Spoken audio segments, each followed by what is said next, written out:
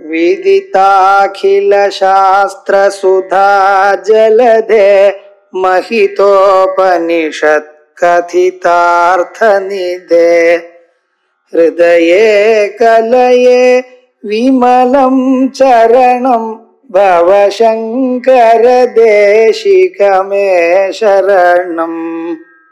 करुणावरुणालय पालय मां भवसागर दुःख विदून हृदं रचयाखिल दर्शन तत्त्वविदं भवशंकर देशिकमे शरणम्। श्री गुरुभ्यो नमः। श्रुति सूक्तिमाला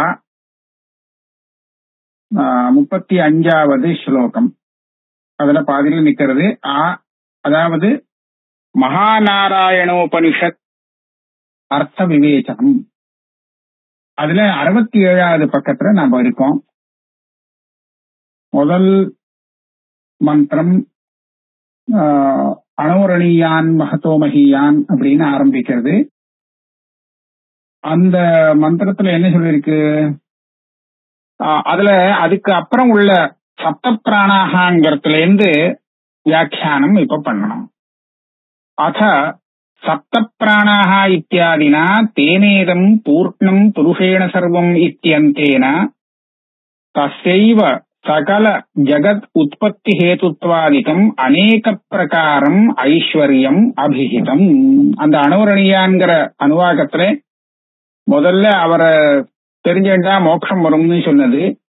அது எப்படின்னு கேட்டா, இந்த பிரகிருதியுடைய சம்பந்தத்தை தவிர்க்கிறதுக்கு, இதுல இருந்து விடுபடுறதுக்கு உபாயம் தெரியாததுனால ஏற்பட்ட ஒரு விஷாதம், சோகம். அந்த சோகத்தை நிவர்த்தி பண்ணிக்கிறதுக்கு மகேஸ்வர சாட்சா்காரங்கிறது காரணம் அப்படிங்கிறது அங்க கிடைச்சது. அதுக்கப்புறம் அத சப்த பிராணா பிரபவந்தி தஸ்மாத் அப்படின்னு ஆரம்பிச்சு தேனேதம் பூர்ணம் புருஷேண சர்வம் இத்தியந்தேன இது பர்யந்தம் உள்ள மந்திர பாகங்கள்ல நம்ம அங்க பார்த்தா தெரியும். அதுல சொன்ன விஷயங்களை சங்கிரகம் பண்ணி வியாக்கியாத்தா சொல்றார். இத்தியந்தேன தஸ்யைவ சகல ஜகத் உற்பத்தி ஹேதுத்வாதிகம், அதாவது அந்த மகேஸ்வரன் தான் சர்வ ஜகத்துக்கும் உற்பத்தியாதிகளுக்கு ஹேதுவாக இருக்கார். அது மாத்திரமில்லை, அவருக்கு அநேக விதமான ஐஸ்வர்யங்கள் இருக்குங்கிறத அங்க நிரூபணம் பண்ணியிருக்கு. அநேக பிரகாரம் ஐஸ்வர்யம் அபிஹிதம். இந்த தேனேதம் பூர்ணம் புருஷேண சர்வம்க்கு அப்புறம் நகர்மணான பிரஜாதனேனங்கிற மந்திரம் வருது. அதுக்கு இப்ப வியாக்கியானம் சொல்றார். ததச்ச நகர்மணா இத்தியாதினா யதாத்மனஹ புருஷான் அதிகிருத்ய விஷயத்யாக நிபந்தன அமிர்தத்வம் உக்த்வா வேதாந்த விஞ்ஞான இத்தியாதினா வேதாந்த ஸ்ரவண ஜனித வினிஷ்சிதார்த்த தத்வாஹ சர்வகர்ம சந்நியாச புரஸ்தராத் யோகாதேவ விசுத்தாந்தஸ்கரணாஹ பரார்த்தத்வயம் யாவதவஸ்தாய பிரம்மலோகே பிரம்மகல்பஸ்ய அவசானே சர்வஸ்மாத் அதிகம் அமிர்த சப்தவாக்கியம் மகேஸ்வரம் பிராப்ய முச்சியந்தே இத்யுக்தம். இதுதான் அடுத்த வாக்கியம். இந்த இடத்துல வாக்கியம் முடியணும். அதாவது இதுக்கப்புறம் என்ன சொல்லிருக்கு? நகர்மணான பிரஜாதனேன அப்படின்னு ஆரம்பிச்சு என்ன சொல்றதுன்னா, யதாத்மாக்களாக இருக்கக்கூடிய புருஷாள் யாரு மனசை அடக்கி நியதமாக வச்சுட்டு இருக்காளோ அப்பேற்பட்டவாளை பத்தி சொல்றதுன்னா, அவ விஷய தியாகம் செய்யறா. விஷயங்கள்ல அவளுக்கு ஆசை இல்லை. அதனால தியாகே நைக்கே அமிர்தத்வமானசு, அந்த தியாகம் விஷய தியாகமாம். அந்த விஷய தியாகத்தினாலே அமிர்தத்துவத்தை அடையறா. இத முதல்ல சொல்லிருக்கு. அதுக்கப்புறம் வேதாந்த விஞ்ஞான சுனிஷ்டிதார்த்தாங்கிற இந்த மந்திரம் என்ன சொல்றதுன்னு கேட்டா, வேதாந்த சிரவணம் செய்து அவர்களுக்கு வேதாந்தத்துல சொன்ன அந்த தத்துவம்ங்கிறது நிச்சிதமாக தெரியுது, சந்தேகம் இல்லாமல் தெரிஞ்சு விடுறதா. அப்படி தெரிந்தவர்கள் என்ன பண்றா, சர்வ கர்ம சந்நியாச புரஸ்தராத் யோகாதேவ விசுத்தாந்த ஸ்கரணா, சர்வ கர்ம சந்நியாசம் பண்ணி யோகாபியாசம் பண்றா. அந்த யோகத்தினாலே அவளுடைய அந்தஸ்கரணங்கள் சுத்தமாயிடுறதா. யோகாதேவ விசுத்தாந்தஸ்கரணாக. அவ என்ன பண்றா, அப்படி உள்ளவா பிரம்மலோகத்துக்கு போய் சேர்றா. பிரம்மலோகத்துல பரார்த்தத்வயம் யாவது அவஸ்தாய, அந்த பிரம்மலோகத்துல பிரம்மாவுடைய ஜீவன காலம் இருக்கே பரார்த்தத்வயம்னு சொல்றது. அந்த அவ்வளவு காலம் அங்க போய் வாசம் பண்றா.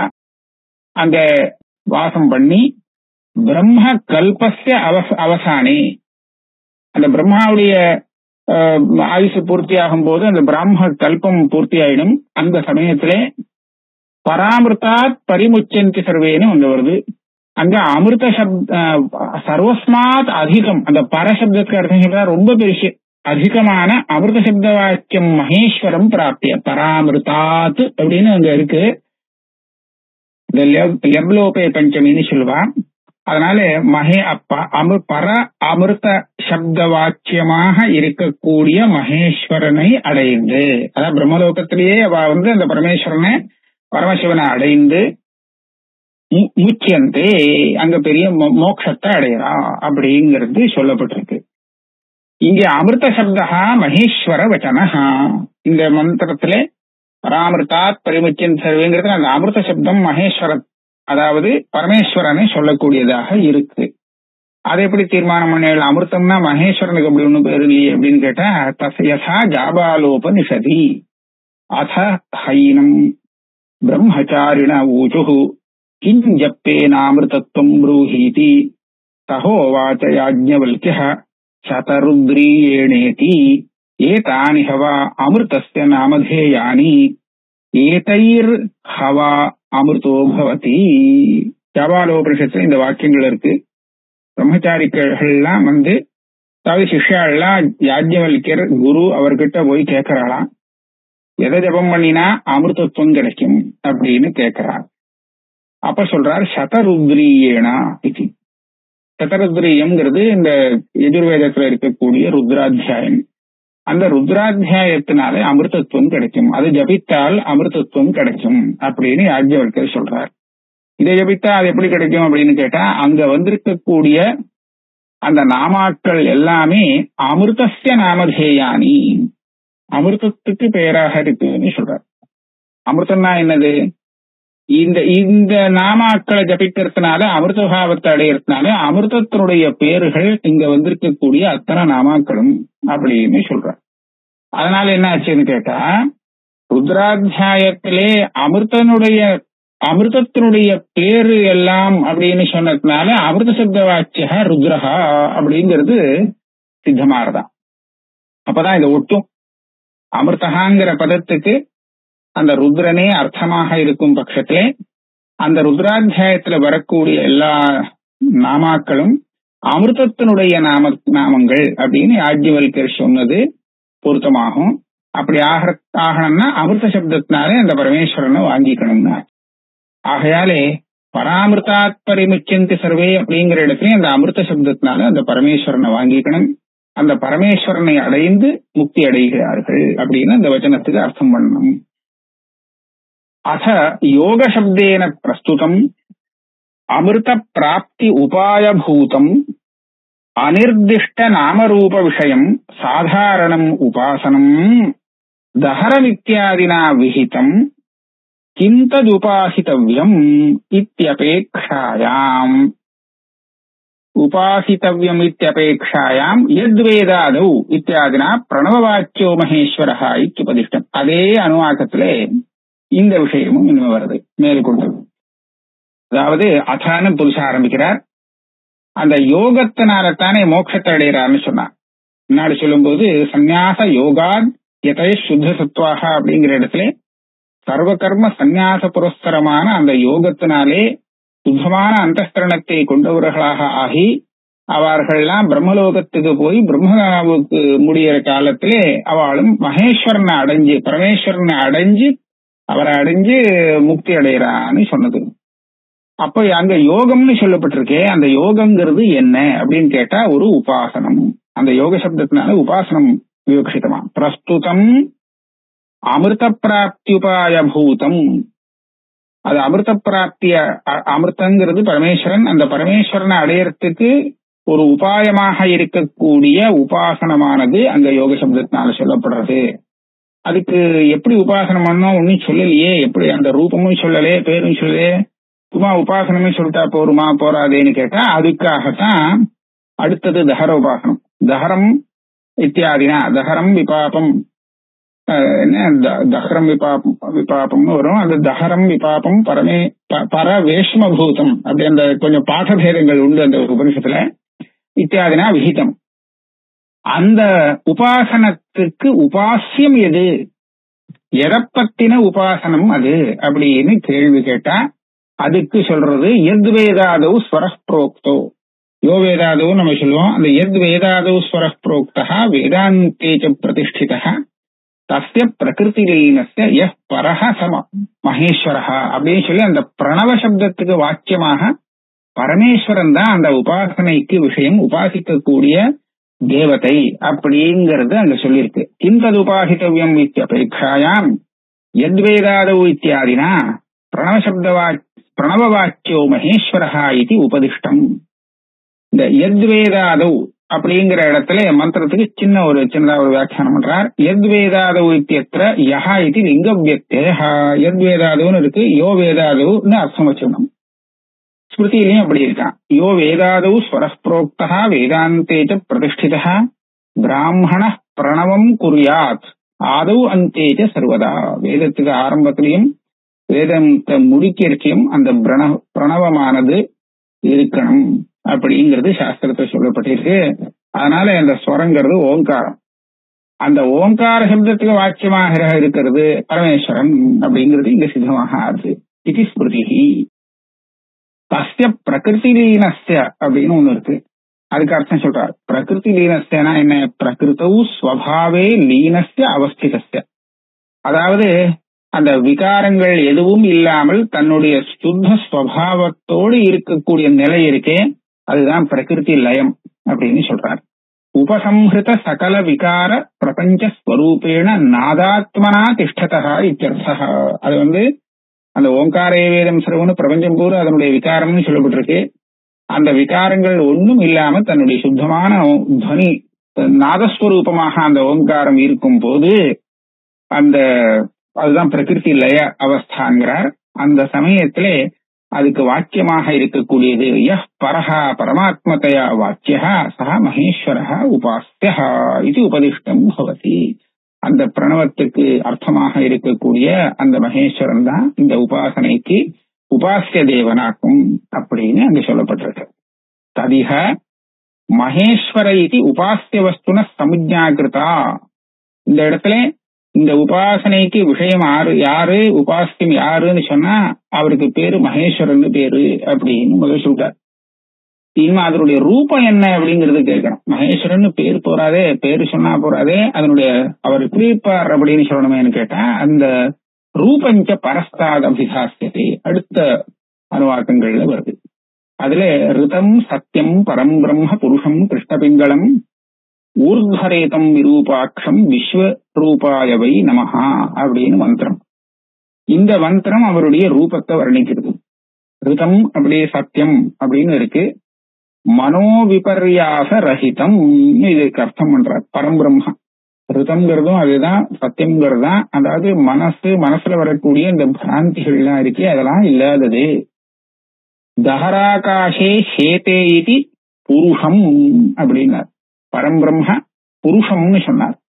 பரம்புருஷம் புருஷம்ங்கிறது என்ன அர்த்தம்னா அந்த ஆகாசத்திலே அவர் இருந்துட்டு இருக்காராம். சேத்தைனா இருந்துட்டு இருக்காருன்னு அர்த்தம். அதனால புருஷம்.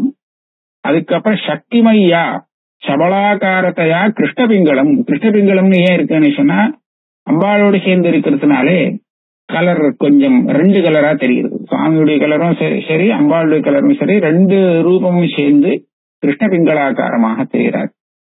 அப்புறம் ஊர்த்வரேதம் கிருஷானுரேதஸ்தயாச்ச ஊர்த்வரேதசம். அவர் கிருஷானுனா அக்னிஸ்வரூபமான ரேதஸ்தை கொண்டவர் அவர். அதனால ஊர்த்வரேதாகான்னு பேரு. திரிலோச்சனத்தையா விரூபாட்சம். ஊர்த்வரேதம் விரூபாட்சம் அப்படின்னு இருக்கு. 3 லோச்சனங்கள் கண்கள் இருக்குங்கிறதுனால விரூபாட்சம்.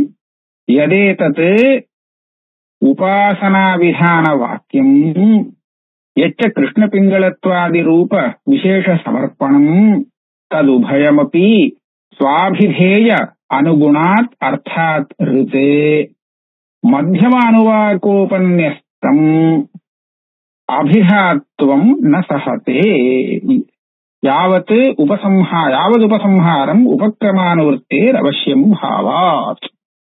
இந்த இடத்துல அனுவாக்கங்கள், பல அனுவாக்கங்கள் இருக்கு. ஆரம்பத்திலே பரமேஸ்வரனை பத்தின அனுவாக்கங்கள் இருக்கு. இதுக்கப்புறம் சஹசிரஹீர்ஷன் தேவம் அந்த அனுவாக்கங்கள் வருது. அதுக்கு அப்புறம் ரிதகம் சத்தியம்னு சொல்லி அந்த பரமேஸ்வரனை பத்தினதுதான் இருக்கு. இப்ப என்ன ஆச்சுன்னு கேட்டா, முன்னாடியும் பின்னாடியும் பரமேஸ்வரனை சொல்லக்கூடிய இப்பேற்பட்ட மந்திரங்கள் இருக்கிறதுனாலே அந்த சப்த வாக்கியமான அர்த்தங்கள் பரமேஸ்வரனிடத்துக்கே அனுகுணமாக இருக்கிறதுனாலே சுவாபிதேய அனுகுண அர்த்தாத் ருதே. அப்ப என்னாச்சு, இதுக்கு சரியான அர்த்தம் பரமேஸ்வரனிடத்துல தான் சொல்ல முடியும். அப்ப மத்தியமானுவாகோபன்யஸ்தம் நடுப்புற இருக்கிற அனுவாகத்தை சொல்லப்பட்டது, அது இந்த பரமேஸ்வரனை தான் சொல்லி ஆகணும், வேற இன்னொருத்தரை சொல்ல முடியாது அப்படிங்கிறது சித்தமாறுது. ஏன்னா ஆரம்பித்த விஷயம் முடிக்கிற பரியந்தம் அதுவேதான் தொடர்ச்சியா வந்துட்டு இருக்குமா. யாவது உபசம்ஹாரம் உபக்கிரமானுவர்த்தே, நடுப்புற வேற விஷயத்தை கொண்டு வந்து சேர்க்க முடியாது. சேர்த்தா அது சொல்ல தெரியாம பேசுறவன் வேணா அப்படி பேசலாம். ஆனா ஒரு சரியான கிரந்தமாக இருந்தால் எந்த விஷயத்தை உபக்கிரமம் பண்ணினாலும் அது உபசம்ஹாரம் பண்ற பரியந்தம் தொடர்ந்து அந்த விஷயமே வரணும். அடுப்புற அதோட சம்பந்தப்படாத விஷயங்கள்லாம் வரக்கூடாது. ஆகையாலே இங்க நடுப்புற சொன்ன சஹசிரஹீர்ஷன் தேவம் இத்தியாதி நாராயண அனுவாக்கங்கள் எல்லாம் கூட இந்த பரமேஸ்வரனை சொல்லக்கூடியதாக தான் இருக்கணும் அப்படிங்கறத கொண்டு வந்தார். இதுக்கு ஒரு மீமாம்சா நியாயத்தை கொண்டு வர்றார். இங்கே அவசியம் பாவாத். இந்த அர்த்தப்பதிகை இந்த இடத்துல எல்லாம் எழுத்து தப்பு ரொம்ப ஜாஸ்தியா இருக்கு. நம்ம திருத்திக்கிறதுக்கு அவகாசம் இருக்கு, மேனஸ்கிரிப்ட் இருக்கு. அதை பார்த்து சிரமப்பட்டு பார்த்தா இதெல்லாம் நானாவே திருத்திக்க முடியும். ஆனா நான் இப்ப சேர்த்து படிக்கிறேன், சரியா ஓரளவுக்கு சரியா படிக்கிறேன். அஸ்வப்பிரதிகிரகேஷ்டி வாக்கியைர்ஹி யாவதோஸ்வான் பிரதிகிருஹீயாத் இது பிரதிகிரஹீத்ரு கோச்சரோபி சப்தஹ பிரதமாவகத தாத்ருபரஹ சசப்தஹான்னு இருக்கணும். வேற என்னெல்லாமோ கொஞ்சம் எழுத்தெல்லாம் மாறி மாறி வந்திருக்கு, பரவாயில்ல. விஷயம் என்னங்கிறத சொல்றேன். தாத்ரு கோச்சரோ நீயத்தே அப்படின்னு ஒரு மீமாம்சா நியாயத்தை காமிச்சு அந்த இடத்துல அப்படி சொல்லியிருக்கும் போது இந்த நாராயண அனுவாக்கம்னு சொல்லக்கூடிய இந்த அனுவாக்கத்தை பரமேஸ்வர பரமாக கொண்டு போறது என்ன பெரிய விஷயம் அப்படின்னு சொல்லிட்டு போறார். அந்த பிரஜாபதி அங்க உள்ள கதையோட சேர்ந்து ஒரு அனுவாக்கத்துல ஒரு விதிவாக்கியம் வருது. பிரஜாபதி வருணனுக்கு அஸ்வத்தை கொடுத்தாராம். அது அந்த அஸ்வத்தை கொடுத்த உடனே அந்த வருண பகவானுக்கு இவர் மேல பிரீத்தி வந்துடுது, இவரை பிடிச்சுட்டாராம். ஜலோதர ரூபமாக ஏதோ ஒரு ரோக ரூபமாக பிரஜாபதியே கெட்டியா பிடிச்சுன்னு விட்டார். இப்படி புடிச்சுட்டதுனால அவருக்கு ரொம்ப கஷ்டமா போயிடுச்சு. பிரஜாபதிக்கு அஸ்வதானம் பண்ணினதுனால வந்த கஷ்டம் இது. வருணனுக்கு கொடுத்தது அந்த அஸ்வத்தை அந்த வருணனே பிடிச்சிட்டார் இப்படி. அப்ப அவர் பார்த்தார், இதுல இருந்து இந்த வருண பாசத்திலேருந்து வெளியில வரத்துக்கு என்ன பண்ணணும் அப்படின்னு யோஜனை பண்ணினார். அப்ப அவருக்கு தெரிஞ்சது, இந்த வாருணன் சதுஷ்கபாலம் உபஷ்யத்து, வருண தேவதாக்கமாக சதுஷ்கபால புரோடாச சாத்தியமாக ஒரு யாகம் பண்ணினா இதுல இருந்து சரியா போயிடும் அப்படின்னு தெரிஞ்சது. உடனே அவர் அந்த காரியத்தை பண்ணார், அந்த யாகத்தை அனுஷ்டானம் பண்ணார். அப்ப வருணபாசத்திலிருந்து அவருக்கு விடுதலை முக்தி கிடைச்சது அப்படின்னு சொல்லிட்டு, ஆகையாலே யாவத்தோஸ்வான் பிரதிகிருஹீயா தாவத்தோ வாருணான் சதுஷ்கபாலான் நிர்வபேத் அப்படின்னு ஒரு வாக்கியம் வருது. எத்தனை அஸ்வங்களை இந்த வாக்கியத்துல பிரதிகிருஹீயா அப்படின்னு பதம் இருக்கு. எத்தனை அஸ்வங்களை பிரதிகிரகம் செய்கிறானோ அத்தனை சதுஷ்கபால புரோடாசங்கள் பண்ணி வருணனுக்கு தியாகம் செய்ய வேண்டும் அப்படின்னு இருக்கு. ஒரு அஸ்வத்தை தானம் பண்ணினா அப்ப ஒரு அஸ்வம் பிரதிகிரகம் ஆச்சுன்னா ஒரு புரோடாசம், ஒரு சதுஷ்கபால புரோடாசத்தினால யாகம். 2 அஸ்வம் கொடுத்தா 2 புரோடாசத்தை நிர்மாணம் பண்ணி ஒரே யாகமாக பண்ணணும். 4 அஸ்வத்தை கொடுத்தா அப்ப 4 சதுஷ்கபால புரோடாசம் பண்ணி, அதாவது அஸ்வத்தினுடைய சங்கைக்கு தகுந்தா போல அந்த சதுஷ்கபால புரோடாசத்தை பண்ணி வருணனுக்கு யாகம் செய்ய வேண்டியது அப்படின்னு சொல்லியிருக்காங்க. ஆனா அந்த வாக்கியத்துல பெரிய சந்தேகம். யாரு பிரதிகிரகம் பண்றானோ அவன் யாகம் பண்ணணுமா இல்ல கொடுத்தவன் பண்ணணுமா? வாக்கியத்தை பார்த்தா யாவதா அஸ்வான் பிரதிகிருஹீயாத், எவ்வளவு அஸ்வங்களை பிரதிகிரகம் வாங்கிக் கொள்வனோ அவ்வளவு சங்கை உள்ள புரோடாசங்களை வச்சு யாகம் செய்ய வேண்டியது அப்படின்னு வாங்கிட்டவன் யாகம் பண்ணணும்னு தோன்றது. இந்த வாக்கியத்திலே அப்படி தெரியுது. இப்படி தெரிஞ்சாலும் இதுக்கு முன்னாடி பிரஜாபதி வருணாயாஸ்வமனயத்துங்கிற அந்த அர்த்தவாத வாக்கியம் இதுக்கு முன்னாடி இருக்க கதை, அந்த கதையில என்ன வந்தது? பிரஜாபதி இந்த யாகத்தை பண்ணியிருக்கார். எதுக்காக பண்ணினார்? இவர் வருணனுக்கு அஸ்வத்தை தானம் பண்ணிவிட்டார். இந்த தானம் பண்ணினதுனால வருணன் பிடிச்சு அந்த வருணபாசத்திலேருந்து விடுபடுறதுக்காக தானம் இந்த யாகத்தை பண்ணிருக்காருன்னு அந்த கதையில இருந்து நமக்கு தெரியுறது என்ன? யாரு தானம் பண்ணினாலும் அவா கொடுத்தான்னு, அவாதான் இந்த யாகத்தை பண்றான்னு தெரியுது. ஆக இங்க தாத்தா தான் இந்த யாகங்களை பண்ணணும், வாங்கிக்கிறவன் பிரதிகிரகம் பண்றவன் அந்த யாகம் பண்ண வேண்டியது இல்லை. அதனால இந்த வாக்கியத்திலே யாவதோஸ்வான் பிரதிகிருஹீயாத்ங்கிற பதத்துக்கு தத்யாத் அப்படின்னு அர்த்தம் வச்சுக்கணும் அப்படின்னு ஜெய்மினி ஒரு அதிகரணத்துல தீர்மானம் பண்ணியிருக்கார். அஸ்வ பிரதிகிரகேஷ்டி அதிகரணம் அப்படின்னு பேரு. ஆக பிரதிகிரகம் பண்ணினவனை சொல்லக்கூடிய அந்த சப்தமாக இருந்தாலும், ஆனா அந்த சப்தத்துக்கு உபக்கிரமத்தை அனுசரித்து உபக்கிரமத்தை கொடுத்தவன் தான் யாகம் பண்ணிருக்காங்கிறது தெரியறதுனாலே இந்த பிரதிகிரக சப்தத்துக்கு பிரதிகிரகத்தை பண்ணினவன் அர்த்தம் இல்ல, பிரதிகிரகத்தை பண்ணி வைத்தவன். அப்படி சொன்னா கொடுக்கிறவன் தான் பிரதிகிரகத்தை பண்ணி வைக்கிறவனாக ஆகிறான். இவன் கொடுத்தாதான் அவன் பிரதிகிரகம் பண்ணிக்க முடியும். வாங்கிக்கிறவன் இல்ல, வாங்கிக்க வைக்கிறவன் அவனை இங்க எடுத்துக்கணும், அவனுக்காக இந்த யாகம் அப்படின்னு தீர்மானம் பண்ணியிருக்கார். அப்ப அந்த இடத்துல பிரதிகிரகீத்தில் கோச்சரோபி சப்தா, அந்த சப்தமானது என்ன? பிரசமாவகத தாத்ரு பரஹா நீயத்தே. ஆரம்பத்துல அந்த தாத்தா வாக்கம் அந்த யாகத்தை பண்ணியிருக்காங்கிறது தெரியறதுனாலே அந்த தாத்தாவை சொல்லக்கூடியது அர்த்தம் பண்ணிவிட்டான். அப்படி இருக்கிறச்ச இங்கே அங்க வெறும் உபசம்ஹாரம் கூட இல்ல, வெறும் உபக்கிரமத்துல பிரஜாபதி யாகம் பண்ணிவிட்டார், அவர் தான் தானம் பண்ணினார், அஸ்வத்தை தானம் பண்ணிட்டு கஷ்டப்பட்டு அப்புறம் யாகம் பண்ண முடியாச்சே அப்படின்னு கதையை சொல்லிவிட்டு அதை மாத்திரம் வச்சுட்டு இங்க பிரதிகிருஹீயாத்துக்கிறதுக்கு தத்யாத்துன்னு அர்த்தம் பண்ணிருக்க. இங்க பார்த்தோம்னா முன்னாடியும் இந்த சஹஸ்ரஹீர்ஷங்கிற அனுவாதத்துக்கு முன்னாடியும் பரமேஸ்வரனை பத்தி சொல்லக்கூடியதாக இருக்கு, அங்கதான் ஆரம்பிச்சிருக்கு. அதுக்கு பின்னாடியும் அந்த பரமேஸ்வரன் இன்னும் விட்டு போகல, மேல அந்த பரமேஸ்வரனுக்கு அனுவர்த்தியே இருக்கு. அப்படி இருக்கிறச்ச நடுப்புற இருக்கக்கூடிய அந்த நாராயண அனுவாக்கம் இருக்கே, அந்த அனுவாக்கம் மாத்திரம் இந்த பரமேஸ்வரனை சொல்லலேன்னு என்னவா சொல்ல முடியும்? அது முடியாது. இதான் சொல்றார். கிம் புனரிக உபக்கிரமோபசம்ஹாராவகத மகேஸ்வர உபாசனானுரோதேன மத்தியமானுவாக்கோ நேதவ்யா இதி. இதுதான் இந்த நியாயத்தை அடுத்த ஸ்லோகத்துல சூச்சனை பண்றாராம். ததேத சர்வம் அபிப்ரேத்ய ஆஹ வாக்கியம் யதாக தஹராந்தருபாசனந்தே யத்வா சமர்ப்பயதி ரூபவிசேஷமஸ்மை அந்தர்கதைரபி ததௌபயிகாபிதேயைஹி பாவ்யம் வச்சோபிரிதி வாக்கியவிதாம் பிரவாதः. வாக்கியவித்துனா மீமாம்சகாலாம், அவளுடைய இந்த மீமாம்சா சாஸ்திரத்துக்கு வாக்கிய சாஸ்திரம் அப்படின்னு பேரு. ஆக அந்த வாக்கிய சாஸ்திரத்தை தெரிஞ்சவா வாக்கியவித்து அவள்லாம் இந்த மாதிரி சொல்லியிருக்கா. என்ன சொல்றா? அதாவது இந்த தஹர உபாசனத்திலே தஹராந்தர் உபாசனம் தே, அந்த ஹிருதயத்திலே ஒரு சின்ன ஆகாசம் இருக்கு, அந்த ஆகாசத்துக்குள்ள ஒன்ன உபாசனம் பண்ண சொல்லிருக்கு. தே தவ உபாசனம் வாக்கியம் சொல்றது. இந்த தஹர வித்யை விதிக்கக்கூடிய வாக்கியமானது தஹரம் விபாபம் பரமேஸ்வரபூதம் எத் புண்டரீகம் புறமத்திய சம்ஸ்தம் தத்ராபி தஹ்ரன் ககனம் விஷோக தஸ்மின் யதந்தஸ்ததுபாசிதவ்யம் அப்படிங்கிற இந்த வாக்கியத்திலே இந்த சரீரத்துக்குள்ள ஹிருதயங்கிற புண்டரீகத்துக்குள்ள ஒரு சின்ன ககனம் ஆகாசம் இருக்கு. அந்த ஆகாசத்துக்குள்ள பரமேஸ்வரனை உபாசனம் பண்ணணும்னு சொல்லியிருக்கான்.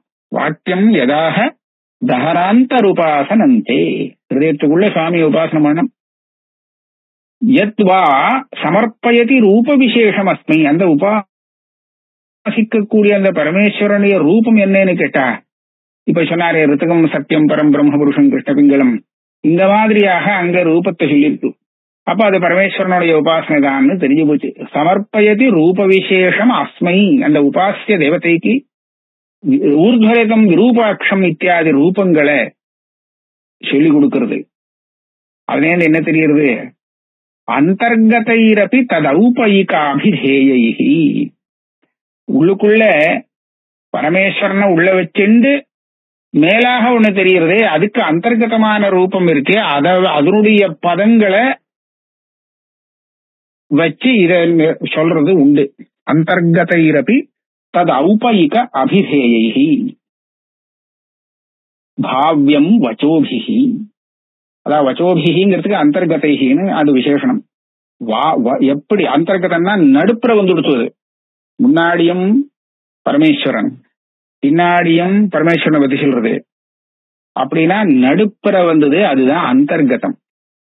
அந்த அந்தர்கதமான வச்சோபிஹி வாக்கியங்கள் அப்படின்னா அந்த அனோரணியான்ங்கிறதுக்கும் இந்த மேல சொல்றக்கூடியதுக்கும் நடுப்புற இருக்கக்கூடிய எந்த அணுவாக்கங்கள்ல நமக்கு சந்தேகம் வந்ததோ, அந்த சாஸ்திர சீர்ஷன் தேவம் இத்தியாதி அணுவாக்கங்கள்ல அந்த வாக்கியங்கள் கூட அது ஔபயிகமான அபிதேயத்தை கொண்டதாக இருக்கணும். ஆரம்பத்துல எதை சொல்றதோ கடைசியில எதை சொல்றதோ அதையே சொல்லக்கூடியதாக மத்தியம வாக்கியங்களும் இருக்கணும் அப்படிங்கிறது மீமாம்சகாருடைய சித்தாந்தமாக இருக்கு.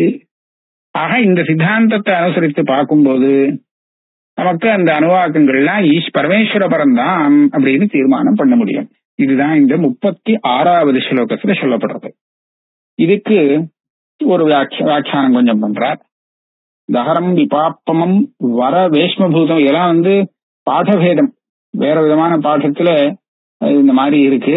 நம்ம பிரசித்த பாடத்தை விட இது பழச்சுன்னு அர்த்தம் புரியும்படியா இருக்கு. வர தஹரம்னா சின்னது, விபாப்பம்னா பாப சம்பந்தம் இல்லாதது, வர வேஷ்மபூதம் உத்தமமான ஒரு கிரகம் இருக்கு. எத் புண்டரீகம், அதுதான் இந்த ஹிருதயத்துல இருக்கு, ஹிருதய புண்டரீகம்னு சொல்றது. அது இந்த தேகங்கிற பிரம்மபுரத்துக்கு நடுப்புற இருக்கான், புற மத்திய சமஸ்தம். அதுக்குள்ள தத்ராபி தஹரங் ககனம், ஒரு சின்ன ககனம் இருக்கு. அதுக்குள்ள அந்த ககனம் ஆகாசத்துல விஷோகா, சோகம் இல்லை, அதுல எது உள்ளுக்குள்ள இருக்கோ அந்த ஸ்வரூபத்தை உபாசிக்க வேண்டும். ததந்த ததுபாசித்தவ்யம். யதுபாசனோபக்ரம வாக்கியம் தஹராந்தர் ஹிருத்புண்டரீ மத்தியே உபாசனம் ஆக ரிதம் சத்தியம் இது யச்ச உபசம்ஹார வாக்கியம் அஸ்மை உபாசனீயாய உபாசனாங் கர்த்தும் கிருஷ்ணபிங்களத்வாதி ரூபவிசேஷம் சமர்ப்பயதி ரூபவிசேஷமந்தரேண உபாசனாயாஹ கர்த்தும் அசக்யத்வாத் ததுக்தம் வாயவீய சம்ஹிதாயாம் நஹ்யசௌ நிஷ்களஹ சாக்ஷாத் சிவः பரமகாரணः ஸ்வாகாரேண அனுபாவ்யோனு கேனாபி அனுபலக்ஷிதா. இது மேல போய் அன்வைக்கிறது. அதாவது எந்த ஒரு உபாசனா வாக்கியம் உபக்கிரமத்திலே ஆரம்பத்திலே இருக்கோ அது என்ன சொல்றது? ஹிருதய புண்டரீகத்துக்கு மத்தியத்திலே எந்த பரமேஸ்வரனை உபாசிக்கும்படியாக உபாசனை விதிக்கிறதோ, அதுக்கப்புறம் உபசம்ஹாரத்துல ரிதம் சத்தியம் பரம் பிரம்மா அப்படிங்கிற அந்த வாக்கியம், உபசம்ஹார வாக்கியம், அந்த உபாசிய ஸ்வரூபத்துக்கு முன்னாடி சொன்ன அந்த தஹரோபாசனத்துக்கு விஷயமா இருக்கக்கூடிய உபாசியம் இருக்கே, அந்த உபாசியத்துக்கு ரூப விசேஷத்தை கொடுக்கணும். இப்படியாக்கும் அவர் உபாசிக்கணும் தியானத்துக்கு. அது ரூப விசேஷம் என்னது? ரூபம் இருந்தா நம்மளால தியானம் பண்ண முடியும். தியானம் பண்றதுக்கு ஒரு ரூபம் தேவை. அந்த ரூபத்தை கொடுக்கறது, அதுதான் இந்த ரூபங்களை கொடுக்கறது. கிருஷ்ண பிங்களம் புருஷம் கிருஷ்ண பிங்களம் அப்படின்னு இப்படி எல்லாம் அம்பாளோடு சேர்ந்து இருக்கிறதாக அந்த ரூபங்கள் எல்லாம் கொடுக்கறது. அந்த ரூபம் இல்லாமல் சுத்த சைத்தன்யத்தை நம்மளால தியானம் பண்ணி உபாசனம் பண்ண முடியாதான். அதுக்காக உபாசனைக்காகனு ஒரு ரூபத்தை கொடுத்துடும், அந்த ஸ்ருதி கொடுத்துடும். அதுதான் வாயவீய சம்ஹிதையிலையும் சொல்லப்படுறது. நஹ்யசௌ நிஷ்கலஹா சாட்சாத் சிவ பரமகாரணஹா ஸ்வாகாரேண அனுபாவ்யோனு. அதாவது அவருடைய இந்த பரமேஸ்வரனுடைய சிவ பரமகாரணஹா, அந்த அவனுடைய நிஷ்களமான அந்த ரூபத்தை யாரும் தியானம் பண்ண முடியாது. அவருடைய சொந்த ஆகாரம்னு சொன்னா அதுதான் அவருடைய சுரூபம். அந்த சுத்த சுரூபத்தை நினைச்சு பார்க்கறது முடியாது. கேனாப்பி அனுபலட்சிதா, இது வரைக்கும் யாரும் அந்த ரூபத்தை பார்த்ததே கிடையாது. பிரமாண கம்யதா மாத்திரம் தத்து ஸ்வபாவோபாதகம். யாரும் பார்த்தது இல்லைன்னா அது எப்படி நம்ம ஒத்துக்கிறதுனா பிரமாணம் இருக்கு, அதனால ஒத்துக்கிறோம். ந தாவதா அனபேட்சா தீ ரூப லட்சணம் அந்தரா. அதனால அந்த ஸ்வரூபத்தை நம்மளால தியானம் பண்ண முடியாது. அது பிராமணிக்கம், அதுதான் வாஸ்தவம். ஆனா அதை பண்ண முடியாது, தியானம் பண்ண முடியாது. அதுக்காக என்ன பண்றதா, ஆத்மோபலட்சணம் சாட்சாத் மூர்த்தி ரேவகி காச்சன. அவருக்கு ஒரு மூர்த்தியை கொடுத்துட்டோம்னா நல்லா தியானம் பண்ண முடியும். அந்த மூர்த்தி என்னது, எந்த மூர்த்தியை கொடுக்கறது அப்படின்னு கேட்டா, ஆத்மோபலட்சணம் சாட்சாத் மூர்த்தி ரேவகி காச்சன சிவஸ்ய மூர்த்தி மூர்த்தியாத்மா எத் தஸ்ய உபலட்சணம் எத்து தஸ்ய உபலட்சணம். ஆக சிவனுடைய மூர்த்தியை தான் அந்த பரமாத்மாவுக்கு கொடுத்து தியானம் பண்ணி சொல்லியிருக்கு. இந்த இது இன்னும் தூரக்க போறது, நீட்டமா போயிட்டு இருக்கு. நாம இதுவரை இந்த ஸ்லோகத்தினுடைய இத தாற்பயத்தை பார்த்துட்டோம். உபாசனைக்காக பரமேஸ்வரனுக்கு பிரசித்தமா இருக்கக்கூடிய ஒரு ரூபத்தை கொடுத்து உபாசனம் பண்ண சொன்னதுனாலே உபக்கிரமம் உபசம்ஹாரம் இது ரெண்டுமே இந்த உபாசனையானது பரமேஸ்வரோபாசனை சிவோபாசனை அப்படிங்கறத தெரியப்படுத்துறது அப்படின்னு கொண்டு வந்தார். நம்ம இதோட வச்சுப்போம்.